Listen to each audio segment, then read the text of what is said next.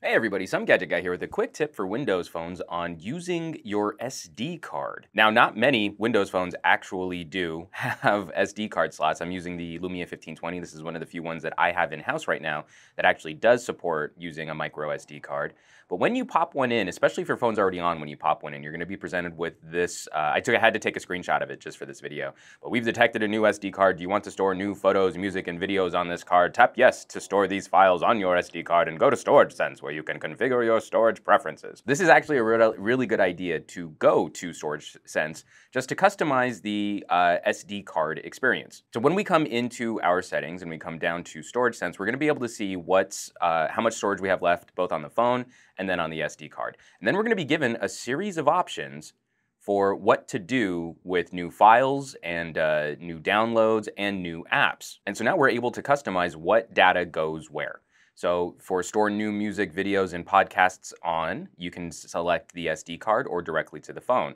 Now, the way that I like to use my SD card and my phone storage is anything that's mission critical, anything that I wouldn't want removed when I remove that SD card should live on the phone. And honestly, the only thing that I've found over the course of my using a bunch of different phones, Android, Windows Phone, iOS, is that I don't want apps stored on any kind of removable media. Unless I'm fairly confident, I'm almost never going to swap out that SD card. Of course, I'm one of those storage whores who I keep multiple SD cards lying around for different things. Like I've got an SD card just full of movies for when I travel, and I've got an SD card full of music and photos and stuff like that. Typically, I like to do store new apps on my phone and then everything else. If I want a new download, new photo, so whenever I take a picture with the amazing camera on the back of my Lumia 1520, it's stored directly to the SD card, and then new music, videos, and podcasts, I leave that on the SD card as well. Now, as you can see, even with only storing apps on my phone, I am almost maxed out on storage.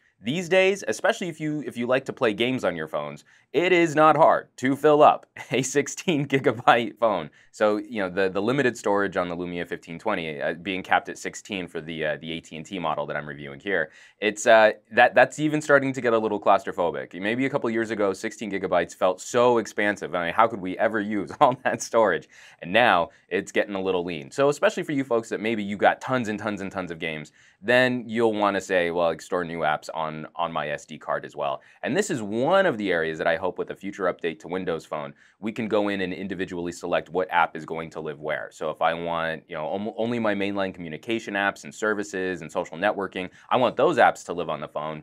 And then I can say all of my games, put those on the SD card to free up a little bit more space. Because in a situation like that, if my SD card pops out or if I want to switch it with another SD card, it's not a huge bummer if I don't have my games. But it would be a huge bummer if all of a sudden, you know, Twitter and Facebook and all of my other apps and services, WhatsApp, my banking app from my credit union, if all of that stuff just disappeared every time I wanted to pop the SD card. So folks, especially you folks rocking the Windows Phone on the 8.1 update, if you're on the developer preview, or if you're catching this video after the update has gone live, hopefully we should see this rolling out for phones in June.